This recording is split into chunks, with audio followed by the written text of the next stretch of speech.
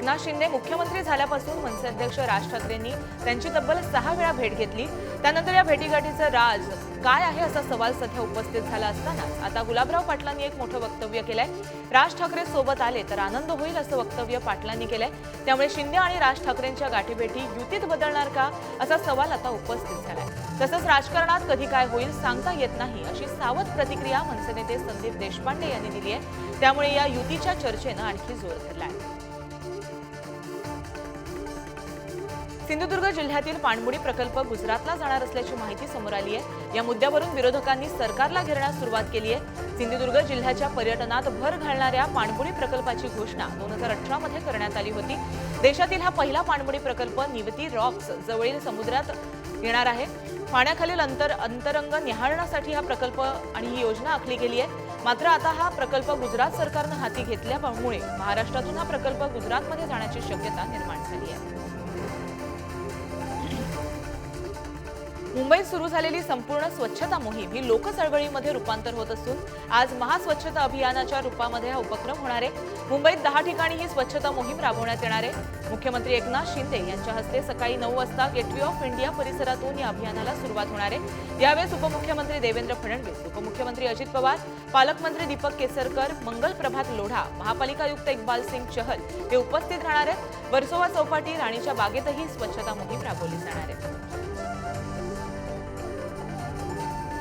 मराठा समाजाला आरक्षण द्यायचं असेल तर मराठा म्हणून आरक्षण द्या, सरसकट कुणबी मराठा म्हणून नको अशी भूमिका कोकणवासियांनी घेतली आहे। मराठा आरक्षण सद्यस्थितीत आणि कोकणातील मराठ्यांची भूमिका याबाबत ही बैठक आयोजित करण्यात आली होती। यावेळी या बैठकीत कोकणवासियांनी ही भूमिका घेतली आहे आणि 17 जानेवारीला चिपळूणला क्षत्रिय मराठा मेळावा होणार आहे। याबाबतही बैठकीत चर्चा झाली आहे। आम्हाला सरसकट कुणबी मराठा म्हणून आरक्षण नको, मराठा म्हणूनच आरक्षण द्या ही प्रमुख मागणी करण्यात आली। यासाठी चिपळूणला 17 जानेवारीला मेळावा होणार आहे।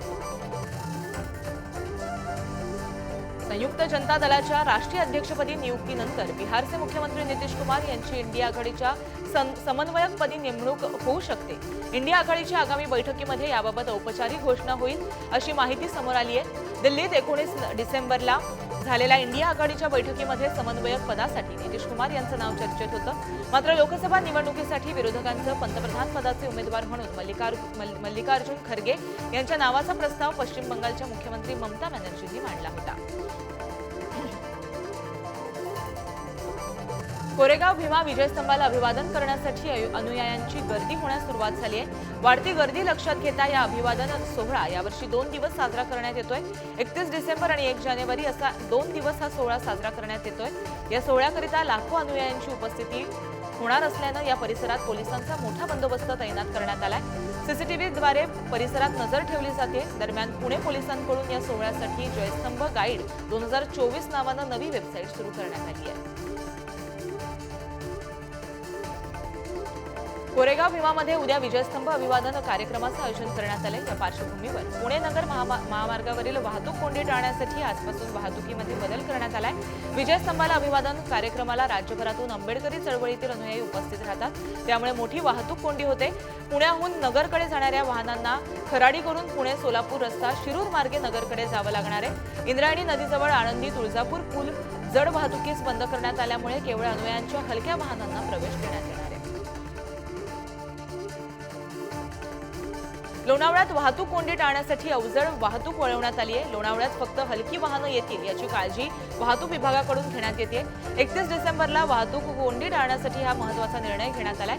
याशिवाय हुल्लडबाजांवरही पोलिसांची करडी नजर राहणार आहे। लोणावळ्यात नववर्षाच्या स्वागतानिमित्त पर्यटकांची मोठी गर्दी होते, त्यांची गैरसोय होऊ नये म्हणून हा महत्त्वपूर्ण निर्णय घेण्यात आलाय। याशिवाय हॉटेल्स रिसॉर्टमध्ये विविध कार्यक्रमांचं आयोजन पर्यटकांच्या आकर्षणासाठी करण्यात आले। आज मध्य रेल्वेच्या माटुंगा ते मुलुंड स्थानकादरम्यान अप आणि डाऊन जलद मार्गावरती सकाळी 11 ते दुपारी 4 वाजेपर्यंत ब्लॉक घेण्यात येणार आहे। ब्लॉक दरम्यान जलद मार्गावरील लोकल धीम्या मार्गावरून वळवण्यात येणार आहे। त्यामुळे या लोकल 10 ते 15 मिनिटं उशिरानं धावतील। हार्बर मार्गावर पनवेल ते वाशी दरम्यान अप आणि डाऊन मार्गावर सकाळी 11 ते दुपारी 4 वाजेपर्यंत दुरुस्ती करण्यात येणार आहे। पनवेल ते वाशी दरम्यानची वाहतूक बंद ठेवण्यात येणार आहे। तसंच ट्रान्स हार्बर मार्गावरील पनवेल ते नेरूळ दरम्यानची लोकल वाहतूक देखील बंद राहणार आहे। मुंबईला पाणी पुरवठा करणाऱ्या तलावांमधील पाणीसाठा 67.89% आलाय. गेल्या वर्षीच्या तुलनेत यंदा पाणीसाठा 5% कमी असून 2021च्या तुलनेत 7% कमी आहे. त्यामुळे नवीन वर्षाच्या मुंबईकरांना काटकसरीनं पाणी वापर करण्याचं आवाहन करण्यात येते. मुंबईला 7 तलावांमधून पाणी पुरवठा केला जातो. पावसाळ्यात मोडक, सागर, तानसा, त्याचबरोबर विहार, तुळशी हे 5 तलाव ओसंडू वाहू लागलेत. परंतु परतीच्या पावसाचा तुटवडा आणि ऑक्टोबर हिटमुळे तलावांमधील पाणीसाठा कमी झालाय. त्यामुळे यंदा 2 वर्षाच्या तुलनेमध्ये पाणीसाठ्यात सरासरी 5% कमतरता आहे. नंदुरबारच्या सारंगखेडामधील घोडे बाजारात देशातील सर्वात मोठे घोडे बाजार म्हणून प्रसिद्ध आहे. या फेस्टिवलला दत्त जयंतीपासून सुरुवात होते. यावर्षी बाजारामध्ये विक्रमी घोड्यांची आवक झाली होती. त्याप्रमाणे घोड्यांची विक्री ही मोठ्या प्रमाणात होते. घोडे बाजारात 2,50,00,000चा टप्पा पार केला जातोय. यावर्षी 3,000पेक्षा अधिक घोडे बाजारात आहेत. त्यापैकी 581 घोड्यांची विक्री करण्यात आली आहे. काल सर्वात महाग घोडी 7 लाख रुपयांना विक्री तिची केली गेली. तमिळनाडूमधील अश्वशौकीन या खरेदी करण्यासाठी इथे पोहोचलेले आहेत. बाजारात मोठ्या प्रमाणात विक्री होत असल्यामुळे बाजारात तेजी दिसून येते. नंदुरबारमध्ये गेल्या 2 ते 3 दिवसांपूर्वी शिंदेंच्या शिवसेनेला जय महाराष्ट्र करत राजापूरचे सरपंच रवींद्र गावितांनी कार्यकर्त्यांसह भाजपमध्ये प्रवेश केला होता. त्यानंतर लगेचच त्यांनी शिंदेंच्या शिवसेनेत परत येत भाजपला रामराम ठोकलाय. नंदुरबारमध्ये राजापूर ग्रामपंचायतीचे सरपंच रवींद्र गावित यांनी आदिवासी विकास मंत्री डॉक्टर विजयकुमार गावित यांच्या उपस्थितीत भाजपमध्ये 2 दिवसापूर्वी प्रवेश केला होता. मात्र 2च दिवसात शिवसेनेचे नेते माजी आमदार चंद्रकांत रघुवंशी यांच्या नेतृत्वात विश्वास ठेवून पुन्हा शिवसेनेत प्रवेश केलाय. राज्यात कोरोनाच्या रुग्णसंख्येत वाढ होत असून शनिवारी 172 नवीन रुग्ण आढळले. त्यात सर्वाधिक 36 रुग्ण ठाण्यात तर 32 मुंबईमध्ये आढळले. मुंबई, ठाणे, नवी मुंबईतील रुग्णसंख्या वाढलेली असून ठाण्यातील सर्वाधिक रुग्ण आढळतात. राज्यात गुरुवारी 15,336 कोरोना चाचणी करण्यात आली. शुक्रवारी 570 जणांची कोविड चाचणी करण्यात आली. गेल्या 2 आठवड्यापेक्षा कोरोना चाचणी करण्याचं प्रमाण तिपटीनं वाढलं असल्याचं पालिका आरोग्य विभागाकडून सांगण्यात आलंय. कोरोना रुग्णसंख्या वाढत असल्यानं काळजी घेण्याचं आवाहन करण्यात येत आहे. नववर्षाच्या स्वागतासाठी पुणे शहरात 4,000 पोलिसांचा फौजफाटा तैनात करण्यात आलाय. स्थानिक पोलीस ठाणे, गुन्हे शाखा, वाहतूक विभाग आणि विशेष शाखेचा हा बंदोबस्त तैनात असणार आहे. सरत्या वर्षाला निरोप देऊन नववर्षाचं स्वागत करण्यासाठी शहरातील विविध भागांमध्ये मोठ्या प्रमाणात गर्दी होते. यासह काही संवेदनशील भागात कायदा आणि सुव्यवस्थेचा प्रश्न निर्माण होऊ नये यासाठी पुणे पोलिसांकडून योग्य ती खबरदारी घेण्यात आली आहे. यावेळी संशयित व्यक्ती, रेकॉर्डवरील गुन्हेगार तपासून योग्य ती खबरदारी पुणे पोलिसांकडून घेतली जाते. अमराठी पाट्यांविरोधात मुंबई महानगरपालिकेनं धडक कारवाई सुरू केली आहे. गेल्या महिनाभरात 59,125 दुकानांना भेटी देण्यात आल्या. यात 2,407 दुकानदारांच्या पाट्या मराठी भाषेत न केल्यामुळे त्यांना नोटीस बजावून दंडात्मक कारवाई करण्यात आली. दुकानावरील अमराठी पाट्यांविरोधात 28 नोव्हेंबरपासून कारवाई सुरू झाली आहे. कारवाईला हवा तेवढा वेग नसल्यामुळे महिनाभरात 60,000 दुकानांनाही भेटी देणं महापालिकेला शक्य झालेलं नाहीये. आतापर्यंत अवघ्या 2,407 दुकानदारांनी अमराठी पाट्या बदललेल्या नसल्याचं चित्र समोर आलंय. शिवरायांचा सागरी किनारी सुरक्षेचा विचार पोहोचवण्यासाठी सागरी शीड नौका परिक्रमा आयोजित करण्यात आली आहे. शिर्डीच्या नौकेत मुंबई ते विजयदुर्ग सागरी प्रवास होणार आहे. प्रवास करत म्हणजे खांदेरी किल्ला, आधी कुलाबा किल्ला गेला, नंतर खांदेरी, उंदेरी, सुवर्णदुर्ग, त्याच्यानंतर ह्या सागर किनारे आम्ही आज पण रत्नागिरीच्या किनाऱ्याला आम्ही लागलेलो आहोत. रत्नदुर्गाच्या आम्ही पायथ्याला उभे आहोत. ही सागर परिक्रमा पुढे विजयदुर्गला जाणार आहे आणि विजयदुर्गला ह्याचा सांगता समारंभ होणार आहे. विकसित भारत संकल्प यात्रेसाठी परभणी पंचायत समितीमधील विस्तार अधिकाऱ्यांची समन्वयक म्हणून निवड करण्यात आली आहे. मात्र यात्रा गावामध्ये गेल्यानंतर वाद निर्माण होत आहे. यामध्ये कर्मचाऱ्यांना शिवीगाळ केली जाते. यासोबत यात्रेच्या वाहनावरती दगडफेक देखील केली जाते. परिणामी कर्मचाऱ्यांच्या मनामध्ये भीतीचं वातावरण निर्माण झालंय. यात्रेमध्ये महिला कर्मचारी आहेत, त्यांच्याही मनामध्ये भीतीचं वातावरण आहे. त्यामुळे आम्ही हे काम करण्यासाठी आदरपूर्वक नकार देत आहोत असं पत्रच परभणी पंचायत समितीच्या अधिकारी कर्मचाऱ्यांनी जिल्हाधिकारी यांना दिलेलं आहे. पुणे शहराचा पारा शनिवारी राज्यात सर्वात निच्चांकी ठरलाय.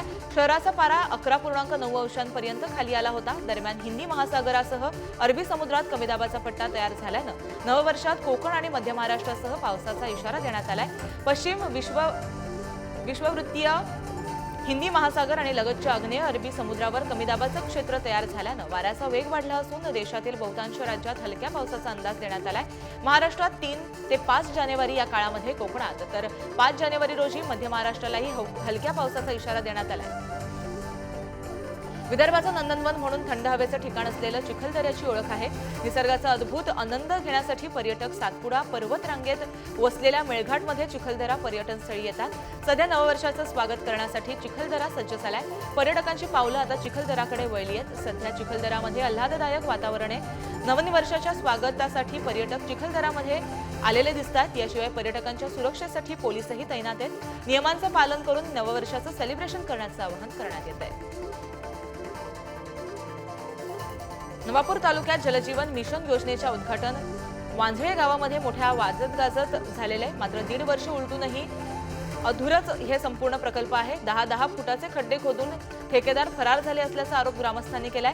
जिल्ह्यातील जलजीवन मिशन अंतर्गत होणाऱ्या कामांची गुणवत्ता तपासणी करण्यात यावी। या कामांसाठी आणि कामांमध्ये मोठ्या प्रमाणात अनियमितता असून या योजना यशस्वी होणार नाहीत अशी स्थिती आहे। त्यामुळे सरकारचा पैसा वाया जाण्याची भीती लोकप्रतिनिधींनी व्यक्त केली आहे। राजस्थानचे मुख्यमंत्री भजनलाल शर्मा यांच्या मंत्रिमंडळ विस्तारात 22 मंत्र्यांनी मंत्रिपदाची शपथ घेतली। यामध्ये 12 कॅबिनेट मंत्र्यांसह 10 राज्यमंत्र्यांचा समावेश करण्यात आला। राजस्थान विधानसभा निवडणुकीत भाजपनं राज्यसभेच्या एका खासदारासह 7 खासदारांना निवडणुकीत उभं केलं होतं। त्यापैकी 4 खासदार निवडून आलेत। 10 राज्यमंत्र्यांमध्ये 5 मंत्र्यांना स्वतंत्र कार्यभार देण्यात आलाय। त्यानंतर सर्वांच्याच नजरा मंत्रिमंडळ विस्ताराकडे लागल्या होत्या।